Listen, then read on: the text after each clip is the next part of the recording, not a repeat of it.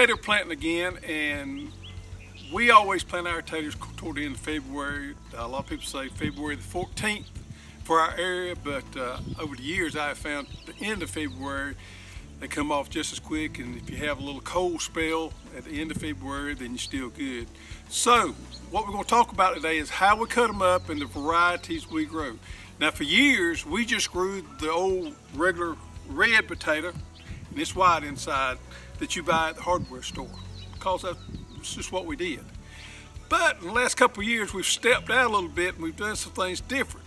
We've brought in some new varieties and got out of our comfort zone a little bit and tried some different things, and we really like the way it works.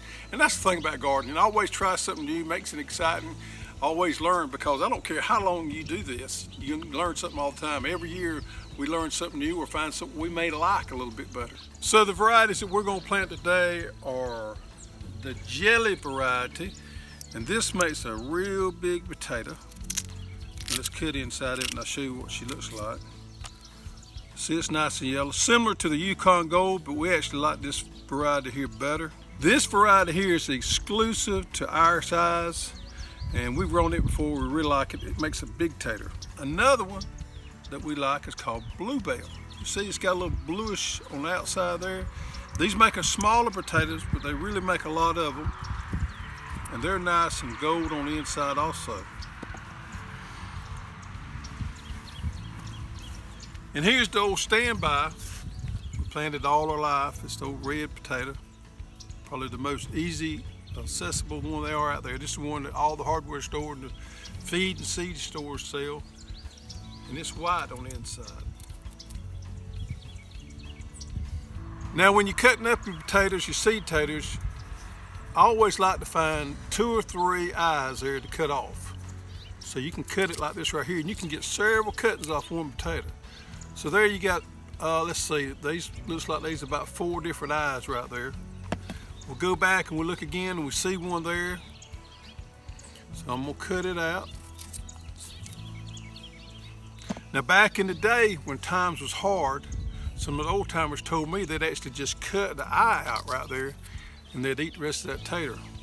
Well, we don't do that anymore. I think you could still do it, but we just cut them up, each eye.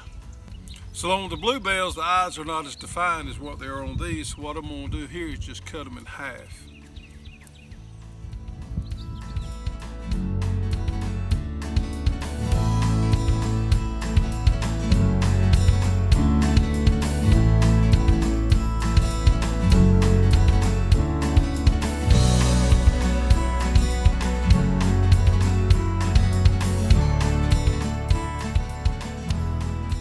Well, the way we used to do it was we cut our potatoes up and we let them heal for a few days before we planted them. We don't know why we did that. We was just always taught to do that.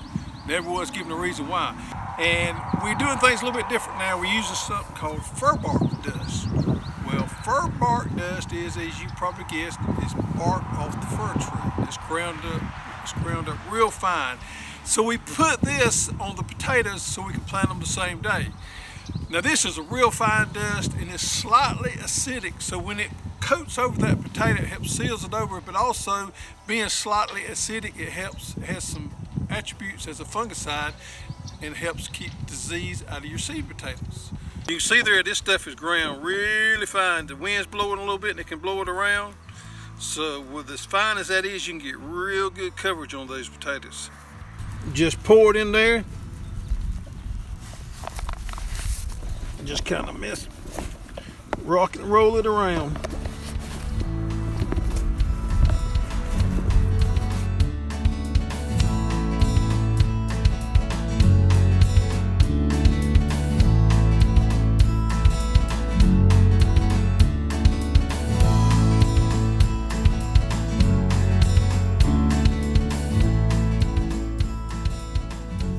We're going to use our high arc wheel hoe to plant our potatoes today. You can see right here we got a little gap in the plows there. What we did is we moved this high arc. You can adjust it with your hoops. We got it in the middle position there. We still got a little gap there, but that's going to work fine for us.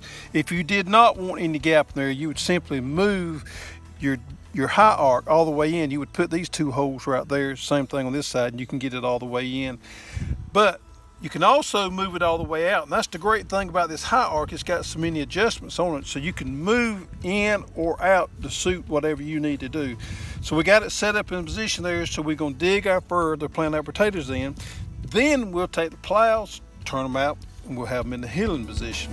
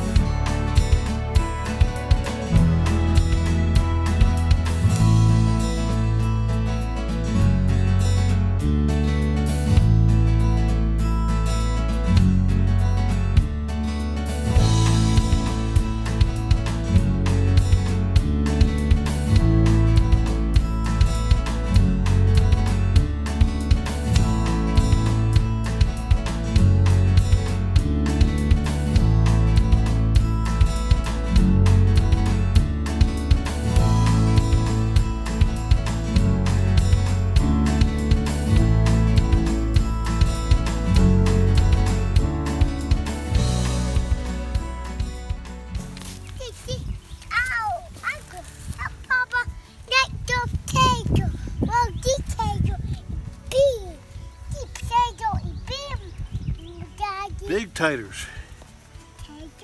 Oh no. Come on down here. Got to plant these down here. See here? Here you go. Bring the bucket. Bring the bucket. You got it.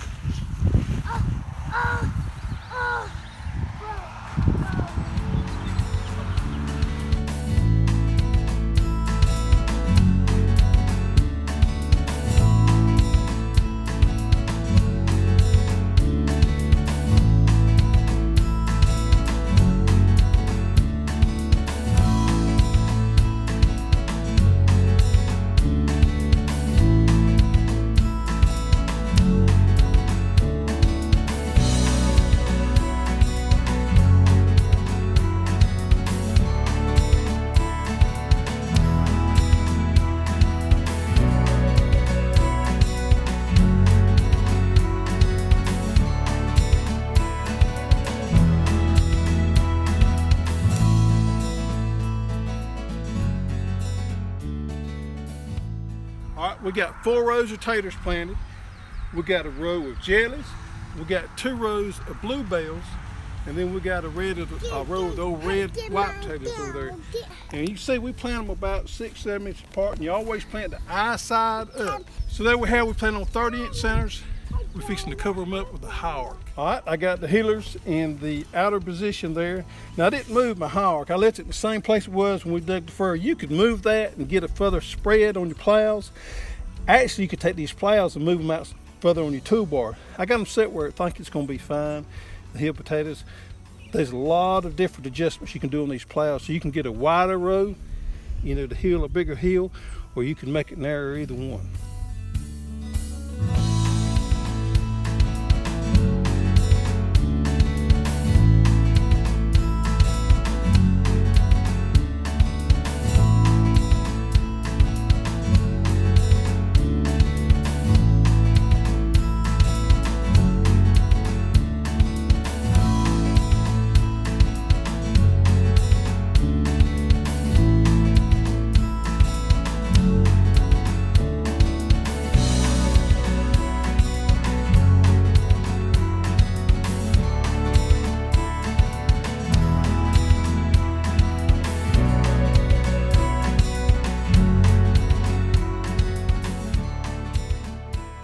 Okay, when the potatoes come up and it's time to heal them, because we always like to throw soil to our potatoes when they come up, we'll do this a couple different times. Take the high arc, move your spacing out, get your plows a little bit further so you can get a wider heel in there to throw soil to those potatoes. Having the right tools for the right job makes planting taters easy.